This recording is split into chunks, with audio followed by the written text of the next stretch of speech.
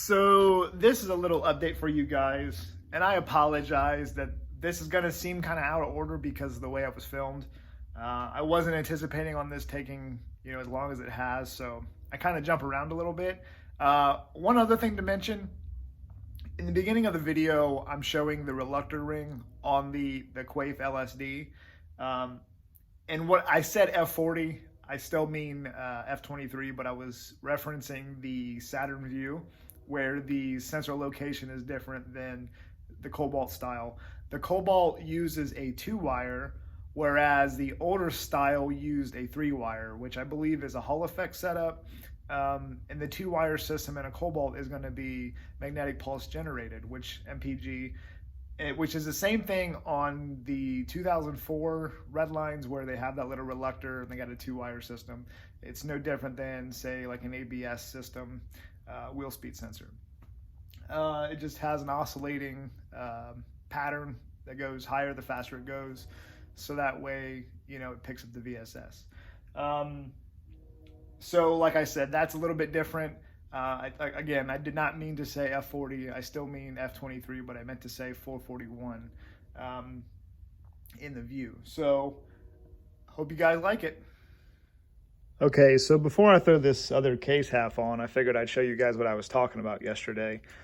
The speed ring on this differential, or for the Cobalt differential, has this kind of tone ring. The F40 had it up in here. It actually has a provision for both of them on the diff, but since we had the Cobalt style tone ring, we decided to install that, and that's why I had to drill the case so I could use the 2-wire sensor. So as I said before, this is the Quaif LSD. We put new bearings on it, and actually I take that back. We cleaned the bearings that were previously in the differential or on the factory differential and reuse those because they look pretty good, and just trying to keep the cost down. So I've got the anaerobic sealant around the edges. I made kind of a mess over here, so I went against my will and smeared it since I'm down to the last little bit of my sealant. So I'll have to get some more of that, but I've got enough to finish this up. I had to stick the magnet back in there, and this thing is ready to go back on. So I'm gonna do that now. So the transmission halves are back together. I've got the axle seals replaced. I've got this little plug and the umbrella that goes underneath that in. And as I was saying before, this is the hole that I had to drill out. Underneath there, you can see where the original sensor goes, which, the depth of the reluctor sits lower, so that's why I had to use this one. I'm not sure if it had something to do with other things in the way in a different chassis or why they used that, but they did. So I went to the parts store, got a new sensor, and we're good to go there. So hopefully my Redline connector goes into that. If not, I'll have to find a 2-wire connector that does fit that, but we'll see what happens. So I've got the clutch ready to go on.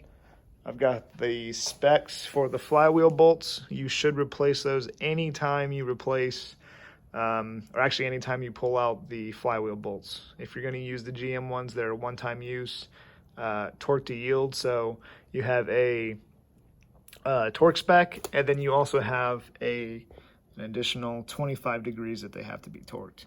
So I have the ZZP LSJ aluminum flywheel. I'm going to torque that to spec and clean the surface with brake clean. As most of you know, you should do that anytime you replace something like a clutch with friction discs and brake pads, similar thing. So they put a coating on these to keep corrosion and oxidation and whatnot. I'm not sure that ZZP does, but typically the aftermarket does. So just to get any kind of fingerprints or any kind of grease that I might have put on there myself, I'll clean that off with brake clean. And then I'll get the alignment tool and get the pressure plate on and replace the pressure plate bolts also. I might have to round up a smaller torque wrench because my 1/2 inch is probably too big for those little E10 Torx headed bits. So you really should use a torque wrench where the torque doesn't fall in between I think it's the 20% on the lower end and 20% of max. So if you have a torque wrench that, just for number's sake, went up to 100, you wouldn't want to torque a bolt that required anything higher than 80 foot-pounds or anything less than 20. So you want to keep it in that window between there so it stays more accurate. Have I done it in a need of an emergency? Yes, I have, but it's just that's just a practice that they say. So I try to follow that anytime I can. So I'm going to get this flywheel installed real quick, and I'll check back with you in a minute. So I got the transmission back together. I got the case halves together. I've got the axle seals installed. And one thing that I just realized that I don't have is the throw-up bearing. So I'm going to have to order one or find one locally, but I'm also still waiting on the clutch line from OTTP. So I guess as soon as I have all of that, I can make the decision on, putting it in and whatnot. I was able to get the passenger side transmission mount replaced also. And the pressure plate, flywheel, and clutch disc are all in. Everything's torqued. I used new pressure plate bolts along with the flywheel bolts like I mentioned earlier. And another thing that I like to do, I like to use like a little bit of electrical tape or whatever tape you can, just to kind of help this spacer stay in place. It does sit on these dowels, but sometimes it can rattle off and get in the way. So I'll tape that on there. And so as of now, I will be waiting on parts. I was really hoping to be able to get the subframe in, but I still need to replace the shifter cables along with the shift box. So once I get all that, I can get it all back together and whatnot. So I'm looking forward to that, but it looks like it's not going to be today. So all right, so we're back. After a couple of days of fighting with this thing, I finally got it in. And man, it's been a struggle. I should have done a little bit more reading, but I thought I had everything check marked. But apparently the LSJ thermostat housing you cannot use. You have to run a 2.2 or an LNF, which I did know that once upon a time, but apparently since then I forgot. So I ended up taking the oil cooler off, the thermostat housing and all of that. So I will be deleting the oil cooler right now.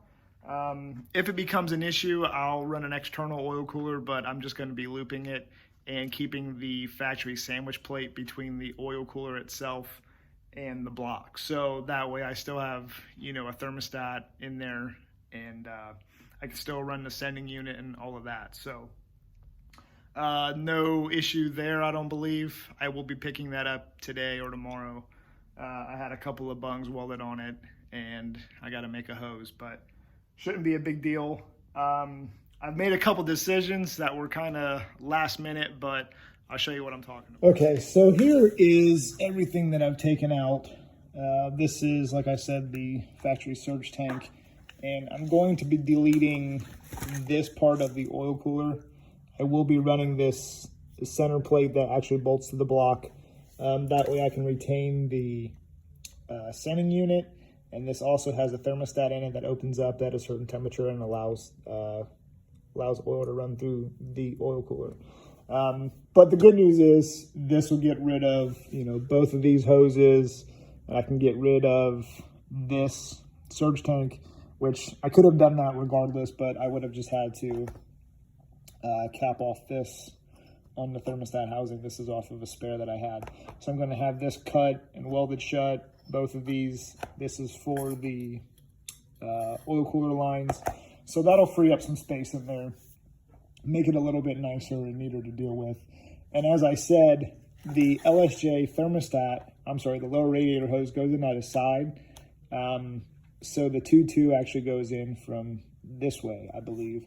So like I said, I might have to get a 2.2 lower radiator hose, but a lot of that stuff is readily available at parts stores, and I don't think it's going to be an issue. But yeah. I almost forgot one other thing. I am going to include some of the pictures that I took of the clutch line situation with the LSJ throwout bearing in the F23. I ended up using the F23 throwout bearing, but I cut it, and then I ran the LSJ clutch pipe through that.